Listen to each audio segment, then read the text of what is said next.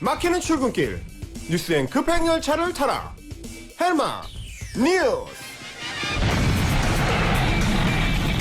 답답한 출근길 진짜 뉴스를 시원하게 뚫어드리는 헬마 뉴스. 오늘도 헬마우스 임경빈 작가 나와 계시죠? 안녕하세요. 안녕하세요, 헬마였습니다. 아주 빨강색 후드티가 네. 멋지네요.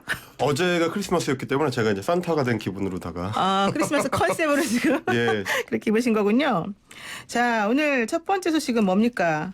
오늘도 이제 연동형 비례대표제 그 선거법 관련된 소식입니다. 그 필리버스터가 어저께 자정부로 오늘 자정이군요. 끝나면서 새 임시국회가 이제부터 시작됩니다. 오늘부터 시작이 되는데 이렇게 되면 바로 이제 부의가 되기 때문에 통과 대기 상태로 이제 전환이 되게 됐습니다. 네, 본회의가 열리게 되면 이제 지난번에 필리버스터로 표결을 못했던 그 안건이 표결이 가능해지는 상황이 되는 거죠. 네. 결과적으로는 한국당 얘기를 안 할 수가 없겠네요. 역시 귀신이십니다. 노귀신이라고. 예. 네. 그 1일 한국당이라고 제가 불리고 있는데 그러니까. 그 한국당이 그 새로운 선거법이 통과되면은 비례한국당을 창당하겠다 이 얘기를 이제 쭉 해왔는데 사실상 이제 공식화를 하고 있습니다. 그래서 김재원 정책위 의장이 예고한 대로 이제 준비가 들어갔다라고 하는데요. 창당 절차에 즉시 돌입을 해서 다음 달, 그러니까 1월에는 한국당 2호기에 윤곽이 드러날 전망입니다. 특히 지금 공을 들여 고민하고 있는 부분이 새로 만들 그 위성정당이 이제 기호 2번을 받을 수 있게 하겠다. 이런 얘기입니다. 이거 어떻게 가능한 건가요?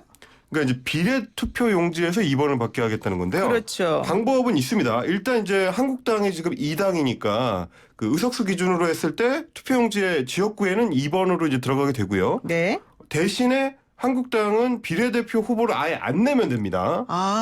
그러면 비례한국당이 2번을 먹을 수도 있다라는 건데 그렇게 하려면 일단 한국당에서 새로 만들 그 비례한국당으로 한 30명 정도 국회의원을 꿔줘야 됩니다. 그렇군요. 네. 그러면 바른미래당 누르고 비례순위 2당이 될 수 있다. 네.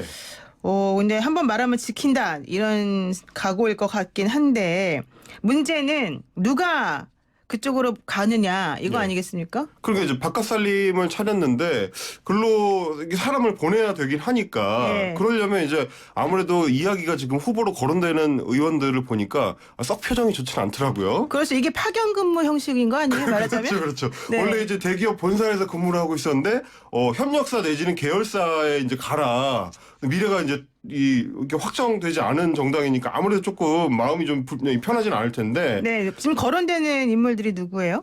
그래서 이제 주로 이야기되는 게 불출마 선언을 한 의원들이 일단 1차적인 후보로 거론이 되고요. 네. 아직 이제 총선을 치르기 전까지는 그분들은 의원직이 있으니까 그렇게 보내는 방안이 검토가 되고 있고 또 하나는 현재 지역구가 없는 비례대표 의원들을 일단 제명을 해서 그분들을 이제 보낸다. 그래가지고 이제 비례대표로 그 양반들을 재선을 시키겠다. 이제 이런 구상도 좀 있는 모양입니다. 근데 역시 이제 지목된 당사자들은 조금 예민한 반응을 보이고 있다. 이제 이런 소식들이 있는 것 같습니다. 그러니까 비례로 당선된 의원들 같은 경우에는 일반적으로는 이제 그 다음에 공천을 받으려면 지역구로 공천을 받게 네. 되잖아요. 근데 이제 그런 것들을 좀 힘들어하는 분들이 많이 계십니다만은 그분들을 제명한 다음에 그렇죠. 비례한국당으로 다시 입당을 시켜서 비례 재선을 꾀한다. 그렇죠. 왜냐면 이제 그 비례대표 의원직을 유지하고 가야 되니까 그러려면 탈당을 하면 안 되거든요. 그렇죠. 잘라야 되는 거죠, 말하자면. 근데 그렇게 되면 오히려 비례대표들 현재 한국당의 비례대표들은 더 좋을 수도 있겠네요.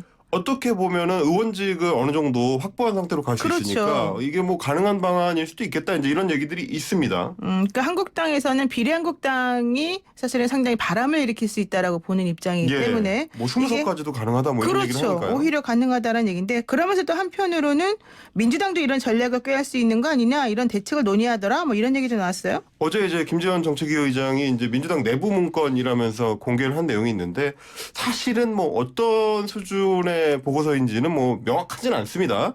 이제 그것도 역시 이제 김재원 그 정책의장이 전략가답게 판을 한번 흔들기 위해서 뭐 던진 수가 아니냐 이제 이런 분석도 있긴 한데요. 이제 네. 다만 이제 한국당에서는 조금 다른 걱정을 하는 시각들이 있는데 그래요? 무슨 걱정합니까? 비례 한국당이 만약에 그 의석이 생각보다 많이 나왔을 경우 그러니까 네. 뭐 한 단독으로 교섭단체를 구성할 수 있는 20석을 넘겨버렸다. 그럴 경우에는 혹시 그 당에서 주도권을 잡고 있는 사람들이 딴 생각을 품을 수도 있다. 말하자면 이제 배신을 때릴 수도 있다. 이런 걱정이 있는 모양입니다. 근데 이게 연동형 물론 준연동형이겠지만 뭐 30석에 캡도 씌우고 네. 이런저런 걸 했기 때문에 그렇게까지는 안 되지 않을까요?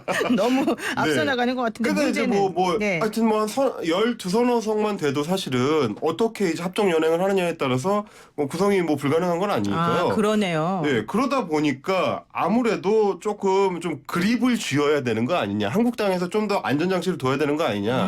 그러려면 그중에 제일 좋은 안전장치는 당 대표급의 간판 스타가 가서 비례한국당을 좀 장악을 하는 거다. 아. 이러면서 뭐 김무성 의원 같은 급, 그렇게 당대표급이죠. 높은 급이요? 오, 예. 그 정도는 아무것도 아닙니다. 오히려 황교안 대표를 보내야 되는 거 아니냐. 이런 어머나. 얘기도 지금 나오고 있는 모양입니다. 황교안 대표 이름까지 나온다고요? 예, 그러니까 이제 굳이 따지자면 아까 말씀하신 대로 계열사에다가 사장을 직접 파견한다 이런 모양이 되는 건데 그래서 이제 뭐 황교안 대표가 공천 작업이 마무리가 되면 비례한국당으로 건너가서 총 지휘를 하고 이제 이런 그림을 그리는 뭐 내부 인사들도 있는 모양입니다. 이게 황교안 대표하고 얘기가 된 거래요? 전혀 안 된 것 같습니다. 제가 봤을 때 안 될 것 같은데. 예, 왜냐하면 사실은 황 대표가 실제로 비례한국당으로 가서 선거를 뛰었다가 그 예전에 이제 소설 삼국지 같은데 보면 종종 그런 경우가 있지 않습니까? 성문을 열고 막 장수가 팍 나갔는데 나중에 돌아왔더니 성문은 닫혀 있고 배신을 때려가지고 열어주지 않더라. 그런 것처럼 혹시 황교안 대표가 비례한국당으로 갔다가 이제 다시 뭐 전투 끝났으니까 성문 열어주세요 했는데 한국당에서 됐습니다 잃어버리면 이제 완전히 닥쳤던 개가 될 수 있으니까 그런 상황을 뭐 가정할 만큼 현재 이 비례한국당을 둘러싼 여러 이야기들이 일종의 뭐 코미디처럼 펼쳐지고 있다. 뭐 이런 생각입니다 지금. 그렇군요. 앞으로 진짜 흥미진진하게 게임이 전개될 수도 있는데 이게 결과적으로는 내년 총선에서 네. 2표씩 우리가 사용할 수 있잖아요. 네네. 그러니까 뭐 의원에게 지역구한표? 할 수 예. 있고 그다음에 당에 대해서도 할 수 예. 있고 그러니까 어떤 식으로 또 전개가 될지도 모르게 하겠습니다. 예, 자, 너무 코미디로는 안 갔으면 하는 생각이 드네요. 네, 한국당이 그래도 전통이 있는 당인데 그렇게까지 할까 좀 지켜봐야 되겠습니다. 네. 자, 두 번째 소식은 뭡니까? 두 번째 소식은 그 노동계에 좀 큰 소식이 있어서 가져왔는데요. 양대노총이라고 하죠. 이제 한국노총하고 민주노총이 노조들의 최상위 단체인데 네. 지금까지는 한국노총이 제1노총의 지위를 계속 유지해 왔는데 어제 고용노동부의 2018년 노동조합 조직현황 발표를 보니까 민주노총 조합원이 96만 8,035명, 한국노총이 93만 2,991명. 그래서 1995년 이후로 민주노총이 처음으로 역전을 했습니다. 이게 정말 좀 그 노동계에서는 새로운 역사를 쓰는 거다 이런 판단도 있는 것 같은데 어떻습니까? 그럼 변화가 좀 생기나요? 예, 제가 좀 찾아보니까 생각보다 많은 변화가 있더라고요. 일단은 1노총이 되면 네. 노동계가 참여하는 정부 기구에서 상대적으로 지분을 좀 많이 차지하게 되고요. 그래서 네. 이제 뭐 노동위원회 같은 데서 근로자위원회 추천 수가 민주노총이 이제 많아질 수가 있고 또 하나는 경제사회노동위원회죠. 이제 사회적 대화기구로 지금 꾸려져 있는데 거기에 민주노총은 참여를 안 하고 있습니다. 한국노총만 참여를 하고 있는데 1노총이 빠져버리게 되면 그 사회적 기구의 위상이 좀 흔들릴 수도 있다. 그러네요. 이런 얘기도 있습니다. 근데 민주노총이 이렇게 갑자기 급성장이라고 하니까 조금 이상하긴 합니다만은 어쨌든 이렇게 성장하게 된 특별한 이유가 있어요? 예, 실제로 급성장이 맞습니다. 이제 2017년 이후에 급격하게 조합원이 늘고 있는데요. 네. 뭐 이제 경제지들 중심으로는 문재인 정부의 친노동 정책 때문이다. 이제 이런 분석도 있습니다. 뭐 이렇게 비정규직의 정규직화라든지 뭐 물론 그런 영향도 있습니다만은 제가 나름대로 이제 생각할 때는 네. 민주노총이 최근 들어서 이제 자율 경쟁 시스템을 적극적으로 도입을 하고 있는데 다시 말해서 이제 일종의 영입 경쟁, 그 영업 경쟁의 결과물이다. 저는 좀 그런 측면도 있다고 봅니다. 영업 경쟁 참 새로운 분석인데 예. 자 민주노총 앞으로 어떻게 될지는 좀 지켜보도록 하고요. 마지막 닭강정 소식이 또 있습니까? 닭강정 소식 어제 이제 성탄절이었던 온라인을 하루 종일 달궜던 이제 이슈인데요. 네. 클리앙이라는 인터넷 커뮤니티에 글이 하나 올라왔는데 동네에서 닭강정을 운영하던 분이 올린 글인데 배달 앱을 통해서 무려 33만 원어치의 단체 주문이 들어왔답니다. 깜짝 놀라셨죠? 그래서 네. 이제 주문서를 보니까 아드님 땡땡땡 씨가 시켰다고 해주세요라고 적혀 있었습니다. 네. 그런데 이제 다 만들어가지고 정작 이제 주문한 그 집에 갔더니 배달을 갔더니 시킨 적이 없다라는 얘기가 나온 겁니다. 아, 이게 성남시 분당구 쪽에서 벌어진 일인 것 같던데 네네. 너무 주문량이 많으니까 다시 확인 전화까지 한 주인이 네네. 너무 황당하더라 이런 얘기가 나왔죠. 그러니까요. 그래서 이제 그 사정을 좀 들어보니까 네. 그 주문서에 적혀 있던 그 집의 이제 주인분이 얘기하시는 게 그 20대 아들이 있는데 그 아들을 다른 20대 뭐 21살, 24살이라고 하더라고요. 그 청년들이 요즘에 엄청 괴롭힌답니다. 어머, 각종 성인이 방식으로. 괴롭히는군요. 근데 이제 이들이 이제 고등학교 때부터 알던 사이긴 한데 뭐 그때부터 괴롭혔는지 이제 최근 그러는 건지는 뭐 정확하진 않지만 그러다 보니까 이제 괴롭힌 한 방법으로 가해자들이 일부러 이 골탕을 먹이려고 장난 주문을 한 것 같다. 이런 얘기였고요. 그래서 이제 뭐 피해자 어머니 입장에서는 어쨌든 이렇게 잔뜩 싸가지고 오셨으니까 결제를 33만 원 실제로 해줬다는 겁니다.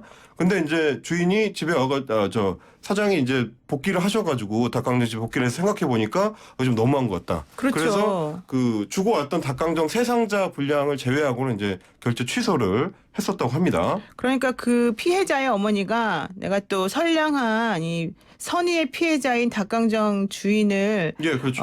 힘들게 할 수는 없으니까 일단 결제는 다 하고 대신에 3박스만 넣고 가세요. 나머지는 도로 가져가세요. 이랬다는 네. 거잖아요. 그런데 이게 너무 황당하니까 그 아예 그냥 결제 금액을 3박스 빼고는 취소를 시킨 다음에 그렇죠. 왜 이런 일이 벌어졌는지를 올렸더니 그래 올린 거죠. 그러면서 어떻게 됐습니까, 그다음에? 무료 나눔을 하겠습니다. 이제 어차피 이거 버릴 수도 없으니까. 그렇죠. 그랬더니 이제 여러 가지 이야기가 나온 겁니다. 뭐 직접 돈을 주고 사러 오신 분도 있고 어떤 분은 이제 변호사분이 직접 오셔가지고 이거는 고발을 해야 된다. 그렇죠. 고발해야죠. 예, 제가 뭐 무료로 도와드리겠다. 뭐 고소죠, 이런 분도 고소. 있었고요. 예. 고소죠. 그리고 이제 뭐 말하자면 이제 일종의 영업 방해니까요. 거짓 주문을 한 거니까. 그렇죠. 예, 그래서 실제로 닭강정집 사장님은 이제 오늘 이제 직접 경찰에 고소장을 접수할 예정이라고 하고요. 아무래도 이렇게 그 남을 괴롭히는 문제, 특히 이제 일종의 이제 학교 폭력의 일종일 건데 이런 것들이 얼마나 이제 사회적 분노가 강한 거고 이렇게 온라인 여론이 뜨겁게 달아올 수 있는 건지를 그 좀 가해자들이 이번 기회에 좀 제대로 좀 배울 수 있었으면 그런 생각이 드는 이슈였습니다. 정말 나쁜 사람들입니다. 어쨌든 지금 그 변호사가 가게 주인을 도와준다고 하니까 저한테 연락하시면 제가 피해자를 또 도와드리겠습니다. 예, 저한테도 혹시 연락을 하시면 제가 어떤 방법이 있는지 한번 찾아보겠습니다. 제가 헬마우스거든요. 좋습니다. 예, 오늘 여기까지 듣겠습니다. 고맙습니다. 감사합니다. 네, 지금까지 헬마우스 임경빈 작가였습니다.